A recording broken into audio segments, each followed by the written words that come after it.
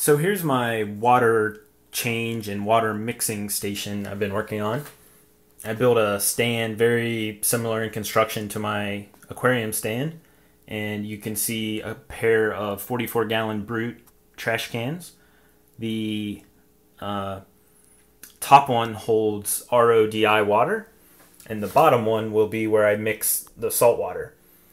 Right now I just have, pipes going everywhere. Don't mind those. I'll clean that up later. I'll route everything in a clean manner. I just wanted to hook everything up and make sure it doesn't leak and make sure it works. So we'll get a little closer and I'll show you how this works.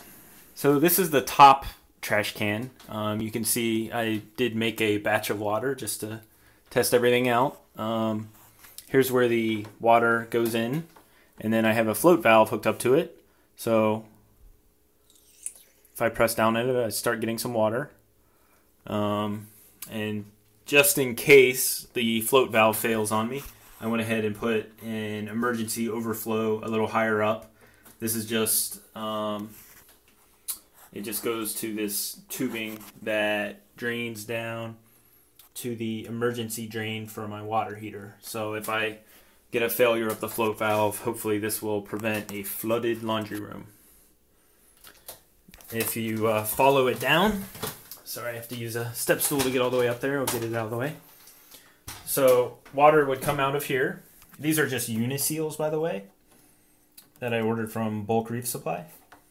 So if I open this valve, I will get water for water change, or for top off. RODI water for top off to account for evaporation. I don't know exactly what I'm going to attach here. I'll probably just do an elbow just to turn it down a little bit, and I'll use like a bucket for top off water.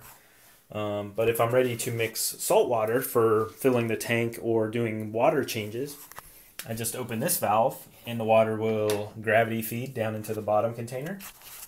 And if we take a look at it, it's going to be empty right now. I have tried it out just to make sure everything worked. But here's where the water comes in. It will fill the container, and then you can see I have a uniseal at the bottom and then one at the top. This is a spray bar, essentially. I drilled pairs of holes all along here.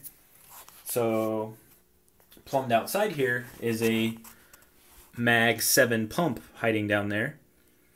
So if I turn the pump on and the bottom container is full of water, I can dump my salt in here, turn the pump on, and it will suck water out the bottom and circulate it up to the top, and it'll spray down. So I'm hoping that'll be adequate for mixing the salt.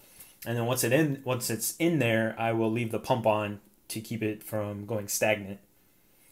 And then when I'm ready to do my water change, I just have to open this valve, and I can hook tubing to here, and my plan is just to run that straight to the aquarium, so I can fill it up that way. So, and I'll close this valve, which will keep the water from going back to the spray bar, which means the pump will just be sucking water out and pushing it out through this nozzle. So that's my plan for water changes. So there we go.